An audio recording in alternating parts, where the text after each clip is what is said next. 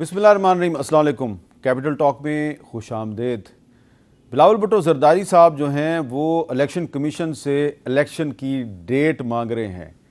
क्यों मांग रहे हैं? इसलिए कि उनके एक साबका इत्तेहादी और उनके एक बुज़ुर्ग दोस्त जनाब मौलाना फजलुर रहमान साहब जो हैं, उन्होंने इलेक्शन के हवाले से एक ऐसी बात कर दी है जिसके बाद ये एक गुमान किया जा रहा है कि शायद इलेक्शन फिर मुलतवी हो जाएंगे। क्या कहा मौलाना साहब ने, ज़रा सुने।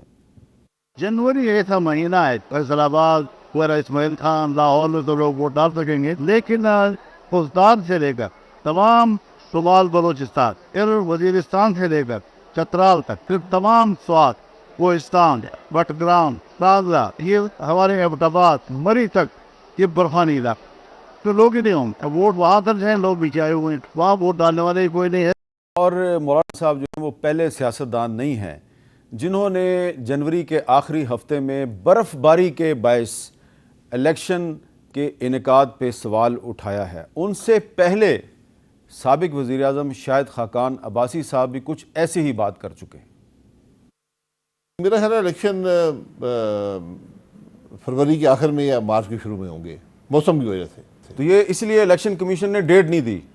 जी, मेरा ख्याल डेट इसलिए शायद ना दी हो। इसका मतलब है कि जो मरी में आपका हल्का है वहाँ पे भी जनवरी के आखिरी हफ्ते में इलेक्शन मुश्किल है। जी मुश्किल है, मतलब बहुत से इलाके में बर्फ़ का इम्कान होता है, बर्फ़ पड़ी होती है। इस तरह चित्राल का इलाका है, दीगर इलाके हैं केपी के अंदर, बलूचिस्तान में बेपनाह सर्दी होती है, उस वक्त मनफी टेम्परेचर्स होते हैं। तो शायद इसीलिए बिलावल साहब जो हैं वो आज खुल कर ये मुतालबा कर रहे हैं कि इलेक्शन कमीशन इलेक्शन की डेट दे। क्या कहा उन्होंने, ज़रा सुने। पाकिस्तान पीपल्स पार्टी इस मुल्क का वो वाहिद जमात है जो चाहता है कि इलेक्शंस हो और इलेक्शंस आज। बाकी आपने देखे होंगे कभी कोई सो कॉल्ड लीडर टीवी पे आता है और वो कहता है कि लिमिटेशंस होने हैं, तो तब तक चले हम मानते हैं लिमिटेशंस तब हो गए, तो अब कोई मसला नहीं होना चाहिए डेट देने में। कभी कोई मौसम की बात करना शुरू कर देते हैं। जनवरी में जो है वो मौसम बड़ा ठंडा है, हम कैसे इलेक्शंस लड़ेंगे? इन सब को मेरा ख्याल है पाकिस्तान के अवाम को पहचानना चाहिए कि कौन उनका एहतसाब से भाग रहे हैं और कौन तैयार है कि वो अपने आप को उनके सामने पेश। तो अब इस मामले पे गुफ्तगू करते हैं। हमारे साथ मौजूद हैं जनाब एहसन इकबाल साहब, किसी तारुफ के मुताज नहीं, पाकिस्तान के सीनियर सियासतदान हैं, मुस्लिम लीग के सीनियर रहनुमा हैं, और जनाब शुएब शाहीन साहब जो कि पाकिस्तान तहरीक इंसाफ के सीनियर रहनुमा हैं। एहसन इकबाल साहब, अब तो आपकी पार्टी के कायद नवाज शरीफ साहब की 21 अक्टूबर को आमद पे मेरा ख्याल कोई शक नहीं है, वो आ रहे हैं। जी इंशाल्लाह ज़रूर। तो अगर वो आ रहे हैं तो नवाज शरीफ साहब के जो इत्तेहादी हैं मौलाना फजलुर रहमान साहब, वो अब जनवरी में इलेक्शन कराने से कुछ गुरेज़ा नज़र आते हैं, कुछ उनके तहफ़्फ़ुज़ात हैं। तो आपके ख्याल में ये जायज़ तहफ़्फ़ुज़ात हैं? देखिए, उनके कुछ जो इलाकाई तौर पे कुछ हमारे जो मौसम सरमा में इलाके हैं उनके अंदर बर्फ़बारी होती है, उस हवाले से ख़दशात हैं। लेकिन जहाँ तक मुझे याद है कि पाकिस्तान में एक या दो दफ़ा दिसंबर जनवरी में पहले भी इलेक्शन हो चुका है। तो मेरे नज़दीक पहला जनरल इलेक्शन तो हुआ ही दिसंबर में था। जी दिसंबर, जी हाँ जी हाँ। और जो 2008 का इलेक्शन था वो भी फरवरी में हुआ था। फरवरी के शुरू में हुआ था, वो बेसिकली दिसंबर में था। वो मोहतरमा की शादी की वजह से वो फिर आगे चला गया था फरवरी के पहले हफ्ते या दूसरे हफ्ते। तो लिहाजा इसकी मिसालें मौजूद हैं कि हमने दिसंबर, जनवरी, फरवरी में इलेक्शन कराए हैं और वो मैनेज हो जाते हैं। लेकिन मेरे नज़दीक इलेक्शन को मुलतवी करने से जो तासुर पैदा होगा, जो बेयकीनी पैदा होगी, और फिर एक नई बहस शुरू होगी कि अब तक तो हम आइन के तहत ये जस्टिफाई करते रहे हैं कि हल्का बंदी भी एक मखसूस मुद्दत के अंदर होनी है, उसके बाद इलेक्शन शेड्यूल आएगा। लेकिन अगर इससे फिर मज़ीद आगे जाएंगे तो वो फिर कई शकूक व शुबात को जन्म देगा। लिहाजा मैं समझता हूँ कि इलेक्शन कमीशन आखिरी जनवरी के हफ्ते में इलेक्शन की तारीख़ का ऐलान कर देगा। अब सिर्फ यही है कि 4-5 दिन आगे पीछे करने की बात है।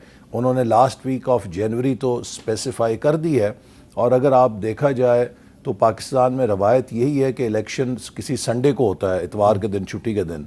तो जो भी 3rd संडे या 4th संडे होगा जनवरी का, उसकी वो ऐलान कर देंगे तारीख। 4th संडे जो है वो शायद 28 जनवरी बनता है। मुझे नहीं पता, جو بھی اتوار کا تو دن ہوگا. اس کا مطلب ہے مسلم لیگ نون جو ہے وہ جنوری میں الیکشن پہ راضی ہے اور الیکشن ملتوی کرنے کے مطالبے کی حمایت نہیں کر رہی. جی بالکل, ہم تو چاہتے ہیں کہ الیکشن وقت کے اوپر ہونا اور چاہیے. شاید حقان عباسی صاحب کی رائے ان کی ذاتی رائے ہے. جی ان کی ایک رائے, انہوں نے حالات کے حساب سے, یا جو مولانا فضل الرحمان نے موسم کی بنیاد پہ بات کی, اگرچہ کچھ علاقوں میں اس کا میرٹ ہے, لیکن جیسے میں نے کہا کہ آپ اگر ایک بڑی اسکیم آف تھنگز میں دیکھیں تو اس قسم کے مؤخر کرنے سے جو تنازعات پیدا ہوں گے ان کی قیمت زیادہ ہے. اب شعیب شاہین صاحب, پیپلز پارٹی بھی کہہ رہی ہے الیکشن وقت پہ کرا دیں, احسن اقبال صاحب بھی جنوری سے آگے لے جانے کے حامی نہیں ہے, اور تحریک انصاف کا بھی یہی موقف ہے. تو کیا ہم کہہ سکتے ہیں کہ تین بڑی پارٹیاں جو ہیں وہ چاہ رہی ہیں الیکشن ملتوی نہ ہو, لیکن کچھ اور لوگ جو ہیں ان کے کچھ معاملات اور ہیں؟ عامر میر صاحب, ہم تو یہ کہتے ہیں 90 ڈیز میں الیکشن ہونے چاہیے, اس لیے کہ یہ تو کانسٹیٹیوشن کا تقاضا ہے, اور یہ اگر بلاول صاحب بھی, اور اگر 6 نومبر یا 7 نومبر کو ہو جائیں تو برف باری بھی نہیں ہوگی. نومبر کے آخری ہفتے کر لیں, چلیں اس وقت بھی نہیں ہوگی, اس میں چلو منیمم مارجنل ٹائم آپ کو دے دیتے ہیں, 1.5 مہینہ, ابھی بھی 2 مہینے باقی ہیں نا, 54 ڈیز چاہیے, 52 ڈیز چاہیے آپ کو سارا جو شیڈول کمپلیٹ کرنے کے لیے. ہم تو سپریم کورٹ میں گئے ہوئے ہیں, ہم نے تو 1.5 مہینہ پہلے پٹیشن فائل کی تھی کہ جناب ان کو 90 ڈیز میں الیکشن کرانے کا حکم دیں. جو سی سی آئی کی کمپوزیشن تھی وہ انکانسٹیٹیوشنل تھی. آج اگر بلاول صاحب اس وقت یہ مذاق نہ اڑاتے سپریم کورٹ کے فیصلوں کا, اس کی تصدیق نہ کرتے, تو شاید ان کو بھی الیکشن وقت پہ ملے ہوتے. جس وقت ہم نے کہا, ہم نے پٹیشنز لے کر گئے اور سپریم کورٹ نے فیصلے کیے, 1 مارچ والا فیصلہ, پھر 14 مئی کو جو کہا 4/4 کا فیصلہ, تو وہ یہی تھا. مقصد کیا تھا کہ کانسٹیٹیوشن کی مطابق 90 ڈیز کا الیکشن ہونا چاہیے, آرٹیکل 224 کا تقاضا ہے. یہ انکوالیفائڈ اینڈ انکنڈیشنل قسم کا یہ کانسٹیٹیوشنل اوبلیگیشن ہے جو الیکشن کمیشن نے ڈیریل کیا جمہوریت کو اور کانسٹیٹیوشن کو وائلیٹ کیا. اب اس کے اوپر مستقل بنیادوں پر یہ ساری جماعتیں جو آج کہہ رہی ہیں کہ جی وقت پہ الیکشن ہو, اور آج بھی بلاول صاحب تو کہتے تھے 90 ڈیز میں الیکشن ہو, آج آپ اس مطالبے سے یہ پیچھے ہٹ گئے ہیں. یہ کہنا کہ جی واحد پولیٹیکل پارٹی جو یہ مطالبہ کر رہی ہے کہ ہم الیکشن مانگ رہے ہیں, کہ بھائی ہم تو 3 دفعہ کورٹ میں جا چکے ہیں, 2 دفعہ ہمارے حق میں فیصلے آ چکے ہیں, اور تیسری دفعہ اب اس وقت پٹیشن ہے ہماری سپریم کورٹ میں جو کہ ابھی تک لگی نہیں ہے. جی آپ تو یہ تو دیکھیں نا, ٹائم باؤنڈ ایک ایشو ہے, سپریم کورٹ کو بھی چاہیے کہ اس کو جلدی فیصلہ کریں. نہایت احترام کے ساتھ 2017 میں جب مردم شماری ہوئی اس پہ تنازع پیدا ہوا, صوبہ سندھ نے تحفظات کا اظہار کیا. 2018 میں پی ٹی آئی سمیت تمام سیاسی جماعتوں نے یہ فیصلہ کیا کہ ہم اس مردم شماری کو صرف اور فقط 2018 کے الیکشن میں استعمال کریں گے. اگلا الیکشن جو ہے وہ نئی مردم شماری کے اوپر ہوگا. مردم شماری 10 سال کے بعد ہوتی ہے. یہ 5 سال کے اندر جو مردم شماری ہوئی ہے یہ اسی فیصلے کے نتیجے میں ہوئی ہے جو 2018 میں ہو گیا تھا کہ اگلے الیکشن سے پہلے نیا سینسس ہوگا. اب اصل یہ صورتحال کیوں پیدا ہوئی ہے کہ 2018 گیا, 2019 گیا, 2020 گیا, 2021 گیا, اور ہم اپریل 22 میں آئے, اس وقت تک مردم شماری پہ 4 سالوں میں کوئی کام نہیں کیا گیا. اگر یہ مردم شماری ان 4 سالوں میں, چلیں 1 سال بیچ میں پینڈیمک کا نکال دیں, 18 میں کر لیتے, 19 میں کر لیتے, 21 میں کر لیتے, تو آج یہ تنازع نہ پیدا ہوتا. اب اس وقت صورت یہ ہے کہ جب نئی مردم شماری کے نتیجے میں پاپولیشن شفٹس ہیں, مثال کے طور پہ کچھ اضلاع ہیں جن کی آبادی گھٹی ہے, وہاں سیٹیں کم ہو رہی ہیں, کچھ اضلاع میں بڑی ہیں, وہاں پہ سیٹیں بڑھ رہی ہیں. اب اگر آپ اس کو فالو نہ کریں تو کوئی شخص عدالت میں یہ کیس بھی لے کے جا سکتا ہے کہ جی میرا ضلع انڈر ریپرزینٹڈ ہے اور فلاں ضلع جو ہے اوور ریپرزینٹ ہو رہا ہے, اور 1 مین 1 ووٹ کا جو اصول ہے وہ وائلیٹ ہو رہا ہے. تو لہٰذا آج اگر ہمیں یہ 2 آئین کی, لیکن فافن جو ہے اس نے تو اس پہ حلقہ بندیوں پہ کافی اعتراضات اٹھا دیے ہیں. انہوں نے کہا جی کہ قومی اور صوبائی اسمبلی کے 180 حلقے آبادی میں 10% فرق کی قانونی ترجیح پہ پورا نہیں اترتے. ہر 5 میں سے 1 سے زیادہ حلقے 10% آبادی کے فرق سے تجاوز کر رہے ہیں. حلقوں کی حد بندی الیکشن ایکٹ 2017 کے مطابق نہیں ہے. مجوزہ حلقہ بندیاں پر ووٹرز کی جانب سے زیادہ اعتراضات دائر کیے جائیں گے. اس کا مطلب ہے اعتراضات تو دائر ہوں گے. جی دیکھیے, یہ ایک جب حلقہ بندی ہوتی ہے اس میں تقریباً 1 ماہ کا شیڈیول دیا جاتا ہے, اسی لیے کہ جو ابتدائی حلقہ بندی کی تجویز ہے اس کے اوپر جو اعتراضات ہیں ان کی روشنی میں لوگ پٹیشن کریں اور اس کی روشنی میں درستگی ہو, اور تب جا کے 30 نومبر کو حتمی حلقہ بندی کی فہرست شائع ہوگی. تو میرا خیال ہے کہ الیکشن کمیشن پہ یہ الزام لگانا کہ الیکشن کمیشن ذمہ دار ہے اس صورتحال کا مناسب نہیں. 4 سال جو حکومت مردم شماری کے اوپر بیٹھی رہی اور اس نے وہ مردم شماری نہیں کرائی جو کہ 2018 یا 19 میں ہو جانی چاہیے تھی, ان کی اس ذمہ داری کو ہم نہیں، الیکشن میں کمیشن کا نہیں جواب کر سکتے. جی 2022 میں تو آپ خاموشی سے بیٹھ گئے.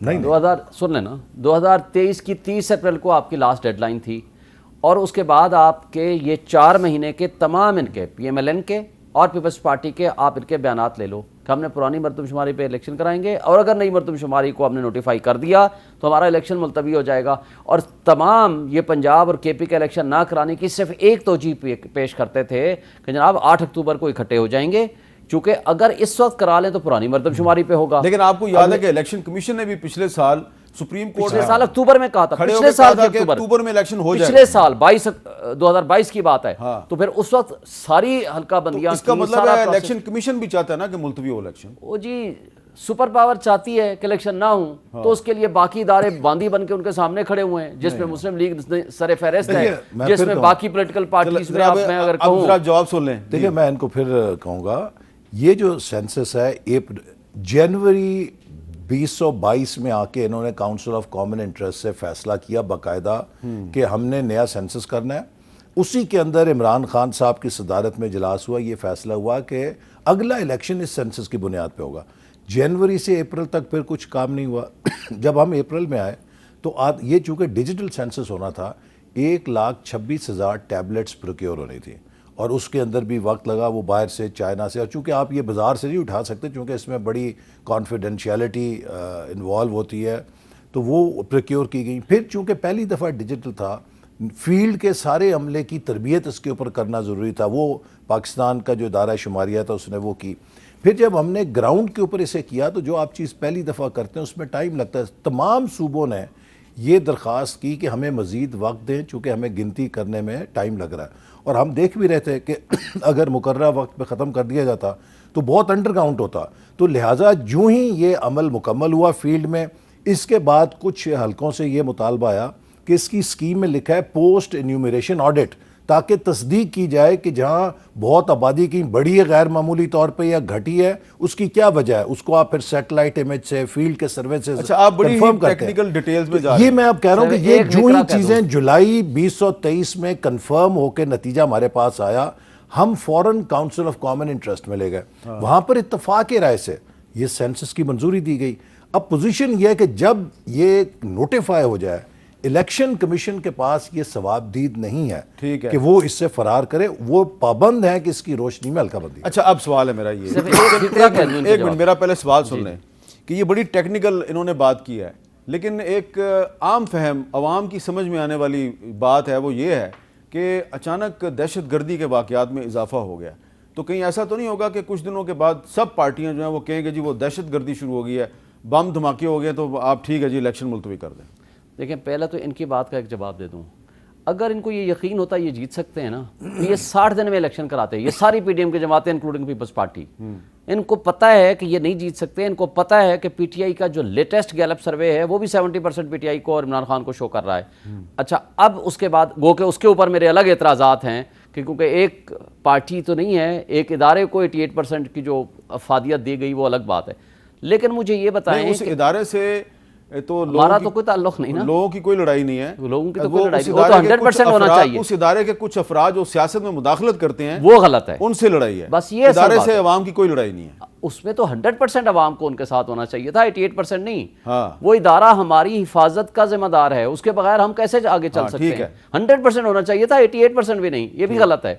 لیکن جو اشخاص اس میں سیاست میں ملوث ہیں, ہم یہ کہتے ہیں وہ تمہارا کام نہیں ہے, let the people should decide. اس کے لیے مقبولیت کو قبولیت کی شرط نہ رکھیں. لیکن جو آپ نے سوال کیا, مجھے بتائیں یہ جو کے پی اور پنجاب کے الیکشن کا التوا ہوا, اس کے لیے صرف 2 وجوہات ہیں. ایک جی فائنانس کہتا ہے پیسے نہیں ہیں, ہمارے پاس تو پیسے ہی نہیں ہیں, کیونکہ ہمارے پاس کھانے کو پیسے نہیں ہیں, تو آپ پیسے کہاں سے نکالیں گے, اور نہیں دیے انہوں نے.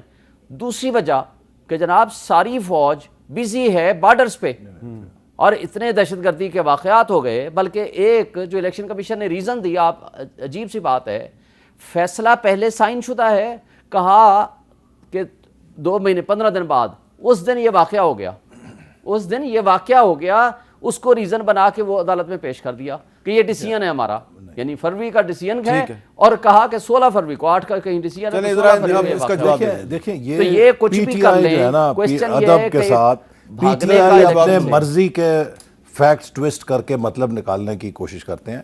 جو الیکشن پنجاب اور کے پی کا نہیں ہوا اس کی دو وجوہات تھیں.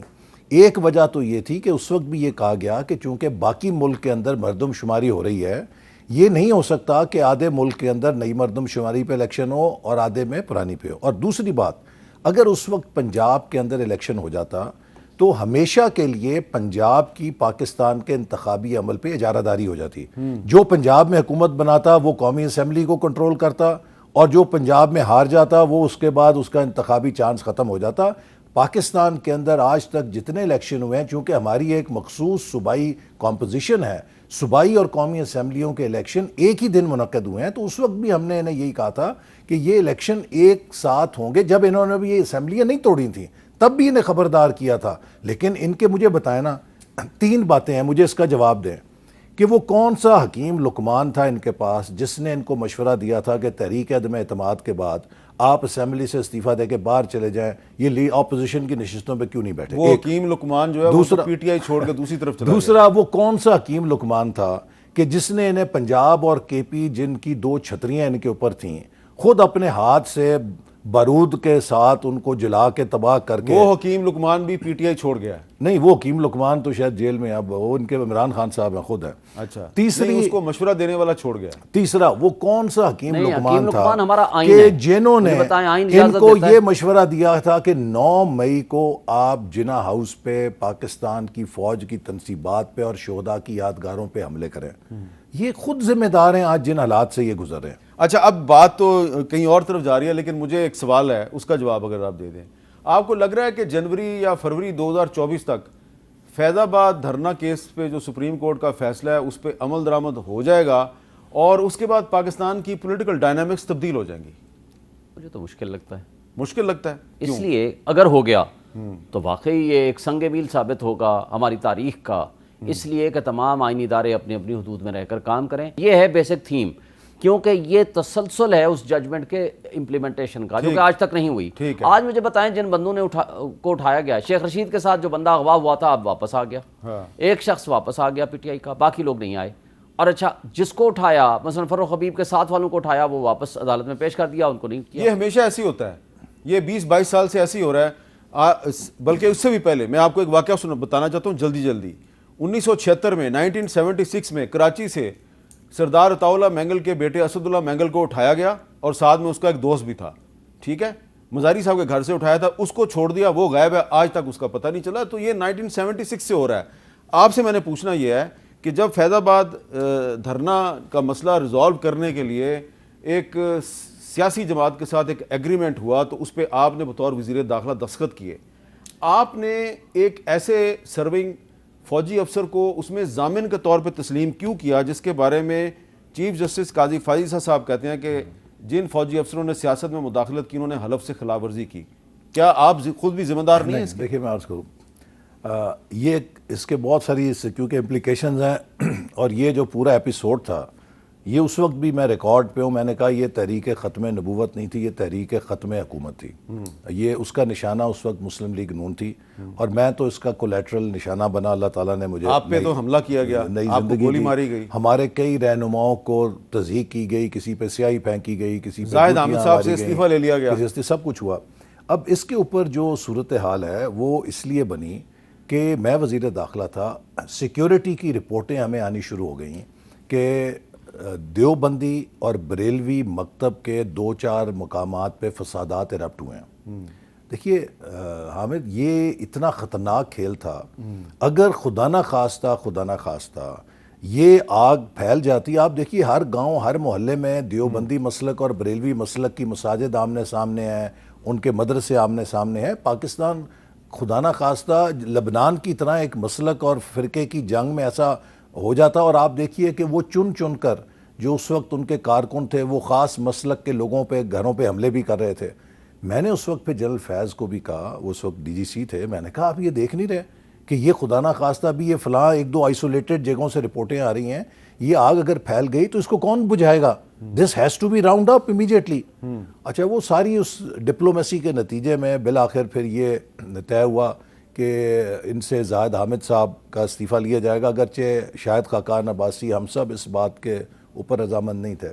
لیکن ایک بڑی آگ کو روکنے کے لیے میں زاہد حامد صاحب کو سلام کرتا ہوں کہ صبح کے قریب 4 یا 5 بجے ان کو ہم نے جگایا اور ان سے وہ استعفیٰ لیا تاکہ یہ ایک شرط پوری ہو کہ اس معاملے کو ہم رفع دفع کریں. اور نہیں سن لینا, وہ سرونگ فوجی ضامن کیسے بنا؟ اور جب پھر یہ معاہدہ سارا ہو رہا تھا تو میں پرائم منسٹر سے ان ٹچ تھا, تو میں نے پرائم منسٹر سے جب یہ پوری عبارت بتائی تو شاید خاقان عباسی صاحب نے بھی کہا کہ بہتر نہیں لگتا کہ جنرل صاحب اسے سائن کریں. میں نے بھی پھر انہیں کہا, میں کہا جنرل صاحب یہ آپ کا یہ ایک پولیٹیکل ڈاکومنٹ ہے, اس کے اوپر آپ کا دستخط ہونا کوئی مناسب نہیں لگے گا. انہوں نے یہ جواب دیا کہ جی وہ لوگ چاہتے ہیں, دوسری پارٹی چاہتی ہے کہ اس پہ میرے دستخط ہونے چاہیے. تو وزیر اعظم شاہد خاقان عباسی اور وزیر داخلہ احسن اقبال کا خیال تھا جنرل فیض کو دستخط نہیں کرنے چاہیے, لیکن تحریک لبیک نے کہا کہ آپ دستخط کریں. نہیں کہہ رہے ہیں کہ وہ پرائم منسٹر کی رائے تھی کہ ہونے چاہیے. نہیں, پرائم منسٹر کی اور میری رائے تھی کہ نہیں ہونے چاہیے, اور ہم نے ان سے کہا بھی اس بات کو. تو اس کا مطلب ہے کہ جو تحریک لبیک ہے وہ جنرل فیض کے انفلوئنس میں تھی. یہ میں نہیں کہہ سکتا, لیکن انہوں نے جنرل فیض نے مجھے یہ کہا جی کہ دوسری پارٹی اس کو ایکسیپٹ نہیں کرے گی جب تک میرے اس پہ دستخط نہیں ہوں گے. تو اس لیے پھر میں نے ان سے یہ بات آرگو کی تھی, مجھے یاد اچھی طرح صبح کے وقت میں نے کہا کہ یہ آپ کے لیے بھی مناسب نہیں, آپ کے ادارے کے لیے بھی ٹھیک نہیں. لیکن ان کا جواب یہ تھا کہ یہ پھر قبول نہیں ہوگا معاہدہ اگر اس کو میں وہ گارنٹی میری مانگتے ہیں. اب آپ کی اس پہ لیگل اوپینین کیا ہے کہ کیا ایک سرونگ فوجی افسر جو ہے اس کو اس طرح کے ایک سیاسی معاہدے پہ ایک سیاسی جماعت یا سیاسی گروپ کے بہاف پہ دستخط کرنے چاہیے؟ پہلی بات تو یہ ہے کہ میں نہیں سمجھتا کہ گورنمنٹ کو اس طرح ان کو ان ایشوز پہ انوالو کرنا چاہیے. یہ کہہ رہے ہیں کہ ہم نے انوالو کیا ان کو, پہلی تو یہ غلطی ہے. کسی بھی سویلین گورنمنٹ کو آپ پولیٹیکل ڈائلاگ کریں, that was a political party, آپ مذہبی لوگوں کو بیچ میں ڈالیں, جو بھی طریقہ کار ہے, بٹ جن کا سیکیورٹی کا ایشو ہے ان کو سیکیورٹی کے لیے استعمال کریں. ان کا کام نہیں ہے کہ آپ نیگوشیشن میں جائیں. دوسری بات, بالکل ان کا کام نہیں تھا کہ وہ گارنٹیئر بنے بیچ میں, کیونکہ ان کا کام نہیں ہے کہ اگر اس طرح کی گارنٹی, خدا نہ خواستہ, کہ یہ تو پھر کہاں اینڈ ہوگا. اس کا اوورآل اس کا نقصان ہوگا ہمارے ملک کو, ہمارے ملک کی اکائیوں کو, ہمارے ملک کی فاؤنڈیشن کو اور سویلین سپریمیسی کو. کیونکہ ان کی جو ذمہ داری ہے آرٹیکل 248 میں, ان کی ہیلپ لے لیں. آرٹیکل 245 میں آپ صحیح کہہ رہے ہیں, لیکن یہ جو غلطی مسلم لیگ نون نہیں سن لیں, میں جواب دوں گا, اس کا جواب دوں گا. لیکن میرا خیال ہے وہاں ان کے دستخط نہیں ہے. آئی تھنک جو بعد کا جو معاہدہ ہے میری جواب نظر سے نہیں گزرے. جب ہم نے یہ ساری چیزیں کی اس وقت تک military head been called in the aid of civil administration. ٹھیک ہے, اور اس وقت اس صورتحال کو سول اور ملٹری ادارے مل کر ہینڈل کر رہے تھے. اور جنرل فیض ایک پریمیئر انٹائر سیکیورٹی ایجنسی کو ہیڈ کرتے تھے اس وقت, ڈومیسٹک اس کی جو ہے آئی بی ہے. یہ سب ادارے سیکیورٹی کی صورتحال کو ڈیل کرنے کے لیے حکومت کی معاونت کرتے ہیں. اس میں صرف وہ ادارہ نہیں. اور دوسری بات, میں ادب سے ان کو یہ کہوں گا, اس معاملے کو ادھر ہی رہنے دیں, بات بہت بڑھ جائے گی. میں کئی ایسے واقعات آپ کو گنا سکتا ہوں کہ جہاں پر انہی اداروں کے ذریعے ان کی جماعت نے ہم سے بات چیت کی کوشش کی. نہیں, لیکن وہ تو چیئرمین تحریک انصاف عمران خان صاحب خود اپنے انٹرویوز میں ایکسیپٹ کر چکے ہیں. اپنے MNAs MPs کو اکٹھا کرتے پورے کرنے کے لیے بھی خفیہ ایجنسیوں سے مدد لیتا تھا, اور لیکن بعد میں انہوں نے کہا میں نے غلط کیا. یہاں پہ ایک وقفہ لیتے ہیں, لیکن وقفہ لینے سے پہلے میں اتنا ضرور کہوں گا کہ فیض آباد دھرنا کیس پہ جو سپریم کورٹ کا فیصلہ ہے اس پہ امپلیمنٹیشن جو ہے وہ کچھ لوگوں کے لیے ایک ڈراؤنا خواب کیوں ہے. احسن اقبال صاحب نے جو انکشاف کیا اس سے آپ کو سمجھ آ گئی ہوگی. وقفے کے بعد دوبارہ کیپٹل ٹاک میں خوش آمدید. تو احسن اقبال صاحب ہمارے ساتھ موجود ہیں, اور انہوں نے حال ہی میں ایک ٹویٹ کیا ہے, اور انہوں نے کہا جس دن میں اڈیالہ جیل سے رہا ہوا تھا اس روز میں نے جیل کے عملے سے کہا تھا مجھے یقین ہے ایک نہ ایک دن عمران نیازی جس نے ایک جھوٹے مقدمے میں مجھے جیل میں ڈالا ہے ضرور اس سیل کا مہمان بنے گا. اور ایک انگریزی ٹویٹ میں وہ کہتے ہیں he kept me and Shahid Abbasi in a small cell where death sentence prisoners are kept but neither I nor Shahid Abbasi ever complained. تو احسن اقبال صاحب, مطلب یہ ہوا کہ جس سیل میں آپ بند تھے عمران خان بھی اسی سیل میں بند ہیں اور آپ بڑے خوش ہیں.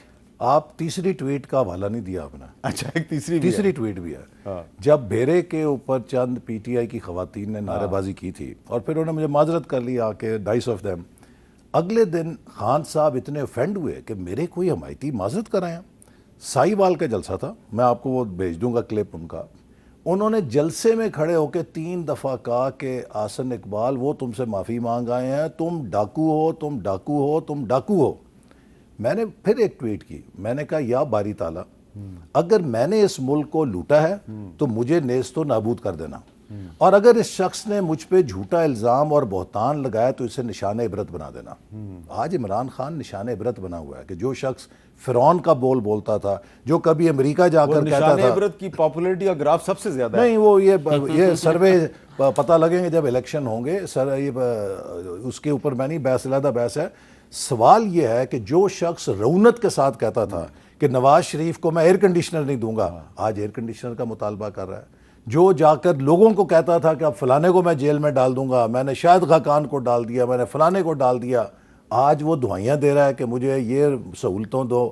مجھے نواز شریف کے کھانے کے اوپر مذاق کرتا تھا, آج ہمیں پتہ چلتا ہے کہ دیسی گھی اور مرغ اور پتہ نہیں بریانیاں وہاں پہ پکنک ہو رہی ہے.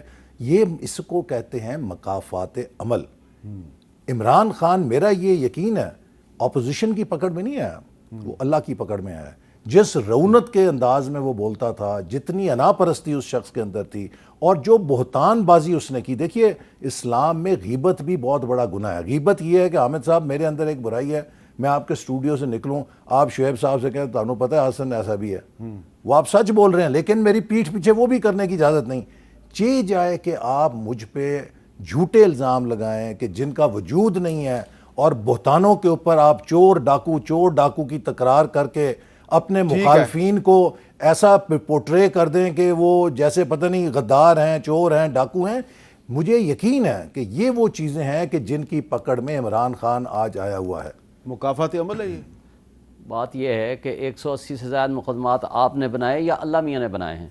جو جعلی آپ نے سائفر کا ڈرامہ رچایا ہے, غلامی کی بدترین مثال قائم کی ہے. سائفر کے کنٹینٹس ہیں کیا؟ اب تو انٹرسیپٹ واضح کر چکی ہے. اب آپ بتائیں نا, حکومت میں تھے جب تک وہ آیا, آپ ان کے خلاف مقدمہ کرتے, اور انہوں نے جو اپنا سورس بتایا ہے وہ پاکستان آرمی بتایا ہے. مجھے بتا دیں ان کے خلاف کیا ایکشن آپ نے کیا, اس کے کیا کنٹینٹس ہیں. بات یہ ہے کہ جس شخص نے ملک کی سلامتی کا دفاع کیا, جس نے ملک کی خود مختاری کا دفاع کیا, آپ کہتے ہو کہ وہ تو جناب ملزم بن گیا اور اس کو اللہ نے ملزم بنا دیا. بات یہ ہے کہ جو کچھ آپ نے کیا ہے, اچھا مجھے بتا دیں توشہ خانہ والے کیس, جس نے کوئی چیز لی قانون کا مطابق اس کو ڈکلیئر کیا, اور آپ نے جو گاڑیاں لی جرم کیا وہ درست ہے. جس نے کرپشن کی وہ فرشتے بن گئے. جس الزام میں احسن اقبال صاحب کو بند کیا گیا تھا وہ الزام جو ہے وہ تو ثابت نہیں ہوا, اور احسن اقبال اسی زمانے میں جیل سے باہر آ گئے جب عمران خان وزیر اعظم تھے. ان کا معاملہ میں نہیں ڈسکس اس لیے کرتا, ان کے خلاف نیب کا کیس تھا, اور نیب کے چیئرمین ان کے پسندیدہ ہیں. ان کے زمانے میں مسنگ پرسن کے چیئرمین تھے اور ہیں ماشاءاللہ. وہ ایک خاتون کا کیس بنا کے آپ نے اس کو بلیک میل کیا. اگر وہ اتنے غلط تھے, 16 مہینوں میں ان کو مسنگ پرسن کے چیئرمین شپ سے ہٹایا انہوں نے مطالبہ کیا میرے اسی پروگرام میں اس کو ہٹایا جائے جب یہ خود وزیر تھے. جی مجھے آپ بتا دیں تو پھر کیا وہ عمران خان کے زیر اثر تھے؟ اچھا تو پھر ادھر جائیں نا جہاں آج کہتے ہیں ہم نے اللہ واسطے معاف کر دیا. اب یہ جہاں دیکھنا ہے وہاں نہیں دیکھنا. یہ جو آپ نے بات کیا ہے, یہ میں احسن اقبال صاحب یہ سوال میں آپ سے ایک دوسرے انداز میں کرنا چاہ رہا ہوں. پہلے ذرا وہ اسحاق ڈار صاحب کا وہ بیان سن لیتے ہیں جس میں انہوں نے معاملہ اللہ پہ چھوڑ دیا. ذرا ڈار صاحب کا بیان سنوا دیں. جی میاں نواز شریف صاحب جب ابھی ریسنٹلی ان کو جب سزا ہوئی تھی, میں 2017 کی بات کر رہا ہوں, میڈیا کے سامنے انہوں نے کہا تھا کہ میں اپنا معاملہ اللہ کے سپرد کرتا ہوں. میرے نزدیک وہ ہے میاں نواز شریف کا دل, اور وہ ہے میاں نواز شریف صاحب کی سوچ. 10 بیانیے نہیں ہوتے, لیڈر کا بیانیہ ہوتا ہے, اور لیڈر نے تو آج نہیں 2017 میں کہہ دیتا میں اپنا معاملہ اللہ کے سپرد کر دیا. اچھا, اب اگر میاں نواز شریف صاحب نے اپنا معاملہ اللہ کے سپرد کر دیا ہے تو صرف جنرل باجوہ اور جنرل فیض کا معاملہ اللہ کے سپرد کیوں کیا, پھر عمران خان کا معاملہ بھی اللہ کے سپرد کر دیا؟ دیکھیں میں تو یہ بات میں کہہ چکا ہوں 2-3 پروگرامز میں بھی, ذاتی طور پہ میں بھی یہ سمجھتا ہوں کہ پاکستان جس جگہ کھڑا ہے بنیادی طور پہ ہمارا المیہ کیا ہے. دیکھیے 75 سالوں میں ہمارا المیہ یہ ہے کہ جو 3 بڑے اہم ستون ہیں ریاست کے وہ عدم تحفظ کا شکار رہے ہیں. سیاستدان فوج سے ڈرتا ہے, فوج سیاستدانوں سے ڈرتی ہے, اور عدالت شاید دونوں سے ڈرتی ہے. ہمیں ایک نئے ایکولیبریم کی ضرورت ہے کہ جس میں ہمارے یہ ستون بجائے کسی عدم تحفظ کے ایک باہمی اعتماد کے ساتھ, ہارمنی کے ساتھ ایک نئے ایکولیبریم میں ریاست کو آگے لے جانے کے لیے کام کریں. ماضی کے اندر یہ جو ایک دوسرے کی رسا کشی ہے اس نے پاکستان کو کسی قابل نہیں چھوڑا. حد یہ ہے کہ بنگلہ دیش, انڈیا جو ہم سے کتنا پیچھے ہوتے تھے وہ بھی آگے چلے گئے.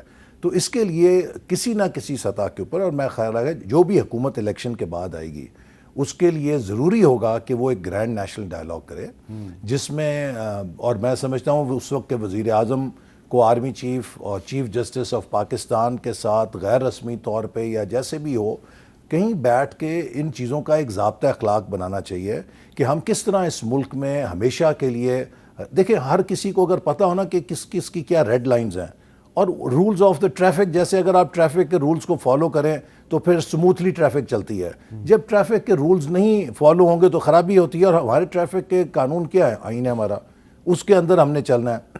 دوسری بات یہ کہ اس وقت ہم جس پولرائزیشن کی سطح پہ پہنچ گئے ہیں، اگر ہم نے ہیلنگ کا پروسیس نہ شروع کیا تو ہمیں کسی دشمن کی ضرورت نہیں. بالکل. یہ اور تیسری بات اس سے جڑی ہوئی کہ اس ہیلنگ کے اندر آپ اکاؤنٹیبلٹی کیسے کر سکتے ہیں. یہی پیراڈاکس تھا نیلسن منڈیلا کا، جب وہ جیت کر آیا کالوں کے ساتھ اس کی اپنی جو سیاہ فام آبادی ہے، اتنا ظلم ہوا تھا کہ ان کی توقعات تھیں کہ ہمارا لیڈر آیا اب یہ ہمارا انتقام لے گا، لیکن اسے پتا تھا انتقام لیا تو خون کی ندیاں بہیں گی. اس نے ٹروتھ اینڈ ریکنسیلیشن کمیشن بنایا کہ لوگ وہاں جا کے اپنے گناہوں کا اقرار کریں، معافی مانگیں، آئندہ کے لیے تائب ہوں اور ہم آگے نکلیں. صاحب پاکستان ساؤتھ افریقہ نہیں ہے، پاکستان میں گورے اور کالے کی لڑائی نہیں ہے. پاکستان میں تو اس وقت فی الحال تو یہ لگ رہا ہے کہ جو بلوچستان والے ہیں نا وہ ہیں سیاہ فام اور ہم سارے جو ہیں ہم سفید فام ہیں، اور ان کے ساتھ جو ہو رہا ہے جو اس میں پی ٹی آئی شامل کر لیں ہم بدترین سیاہ فام ہیں. نہیں، آپ نے بھی بلوچستان کے ساتھ وہی کیا ہے جو کہ باقی پارٹیوں نے ہمارے تو اس لیے. لیکن یہ میں اس بحث میں نہیں پڑھنا چاہتا، ایک میں وقفہ لیتا ہوں جی. وقفے کے بعد میں یہ جو ایشو ریز کیا نا احسن اقبال صاحب نے کہ پولرائزیشن بہت زیادہ ہے اور ہیلنگ ہونی چاہیے، بات بڑی ہے، میں اس کو تھوڑا سا آگے بڑھاتا ہوں. کیپٹل ٹاک میں دوبارہ خوش آمدید. اس بات میں کوئی شک نہیں ہے کہ پاکستان میں جو پولیٹیکل پولرائزیشن ہے، سیاسی تقسیم اور سیاسی اختلاف جو ہے اس کا ذاتی انتقام بننا، یہ انتہائی قابل تشویش ہے. لیکن یہ کوئی نئی بات نہیں ہے. سیاسی اختلاف جو ہے وہ جلسوں میں بھی ہوتا ہے اور ٹی وی کے ٹاک شوز میں بھی ہوتا ہے. اور ہمارے کیپٹل ٹاک میں جب بھی سیاسی اختلاف ایک خاص حد سے بڑھتا ہے تو ہم کوشش کرتے ہیں کہ وہ جو ایک تلخی پیدا ہوئی ہے اس کو ختم کیا جائے، کو ہاتھ ملا لیں، کو مسکراہٹوں کا تبادلہ کر لیں. تو یہی وہ ہیلنگ پروسیس ہے جس کی ہماری عملی سیاست میں بھی ضرورت ہے. تو شعیب شاہین صاحب میں آپ کو دکھانا چاہتا ہوں کہ ہم نے اپنے پروگرام میں کبھی کبھی کوشش کی ہے تلخی کو ختم کرنے کی. ذرا دیکھیں کچھ کلپس میں آپ کو دکھاتا ہوں. بھائی کے لیے تو آپ کی دل آزاری ہوئی ہے تو میں اس کے الفاظ واپس لے لیتا ہوں. بہت شکریہ. لیکن وسیم اختر صاحب کو کہہ دیا کہ ایسے الفاظ بالکل نہیں. ٹھیک ہے. اچھا جی، یہ تو بہت ہی اچھا ہوا جی کہ ایم کیو ایم اور پی ایم ایل این جو ہے انہوں نے ہاتھ ملایا. یہ بکواس آپ نے کس کو کہا؟ کس نے بکواس کیا؟ آپ نے کیا کہا ابھی؟ دیکھیں ایک غلط بات اخلاق سے گری ہوئی بات نہ کریں. دیکھیں میں نے بکواس نہیں کہ میں تیرے طرح بغیر آدمی نہیں ہوں کہ میں بکواس کرتا ہوں. میں نے بکواس کیا؟ اس طرح کی باتیں نہ کریں یار. میں نے بکواس کیا نہیں، میں بات کروں گی. یہ آپ ذرا بند کریں پلیز. 5 منٹ ایک بریک دیں، 5 منٹ کے لیے. آپ کیسے بات کر رہے ہیں؟ آپ ایک 5 منٹ دیکھیں نا، ایک بڑا برا میسج آ رہا ہے. نہیں وہ مسئلہ نہیں ہے. بہت بہت شکریہ، بہت بہت مہربانی. Thank you very much. آپ کریں جو آپ نے کرنا ہے. میں آپ کو چیلنج کر رہا ہوں. Calm down. ابھی ہم پروگرام ختم کرتے ہیں. پروگرام ختم کرنے کے بعد اب ہم باہر جا کے ٹھنڈا شربت تو پی نہیں سکتے. نہیں دیکھیں جی، ذاتی گرم اس کافی قسم کی پیئیں باتیں گے، کرنا، گرم کافی اگر پیئیں گے اور آپ پلائیں گے شبلی بھائی کو.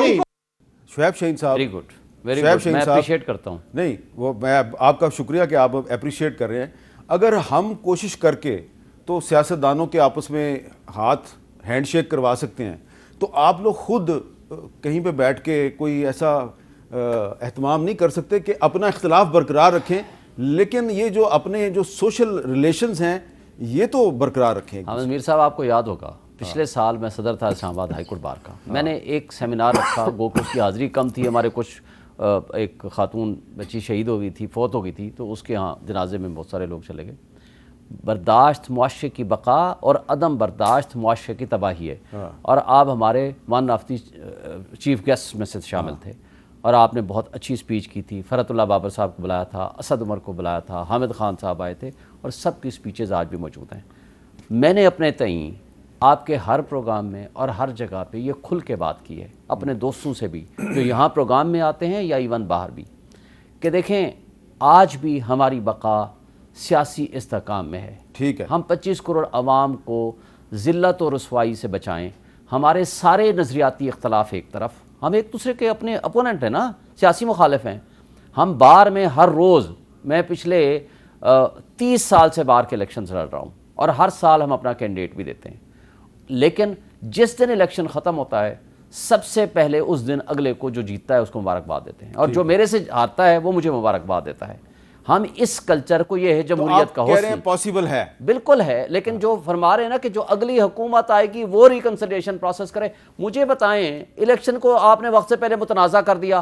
رانا ثناء اللہ صاحب کہتے ہیں کہ نہیں جی ان کو چھوڑیں، ہم 9 مئی والے کو الیکشن لڑنے نہیں دیں گے. آپ الیکشن کمشنر ہیں یا چیف جسٹس اچھا ہیں؟ اب یہ بتائیں کہ چلیں وہ الیکشن تو بعد کی بات ہے نا، پتہ نہیں کب ہونا ہے، مجھے تو نہیں پتا، لیکن اس سے پہلے کوئی سی بی ایمز ہو سکتے ہیں، کوئی کانفیڈنس بلڈنگ میئرز کے آپ اختلاف کرتے رہیں، ایک دوسرے کے خلاف تقریریں بھی کریں.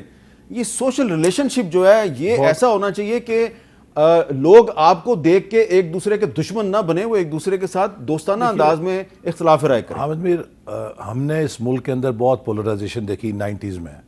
پھر اس کے بعد جو 2 بڑی سیاسی جماعتیں اور لیڈر تھے، نواز شریف اور بے نظیر بھٹو صاحبہ، انہوں نے ایک چارٹر آف ڈیموکریسی کیا، اور دونوں پارٹیز نے معذرت کی پاکستان کے عوام سے کہ 90 میں ہمارا کانڈکٹ جو ہے وہ ریڈ لائن کو کراس کر رہا تھا، اور ہم نے جو غلطیاں کی اس پہ ہم شرمندہ ہیں. آئندہ سے ہم ایک دوسرے کے مینڈیٹ کو بھی تسلیم کریں گے اور جمہوریت کے عمل کو بھی تسلیم کریں گے. اور آپ نے دیکھا 2008 سے 18 تک ہم بہت خوبی کے ساتھ 2 ٹرمز 5-5 سال کے مکمل کیے.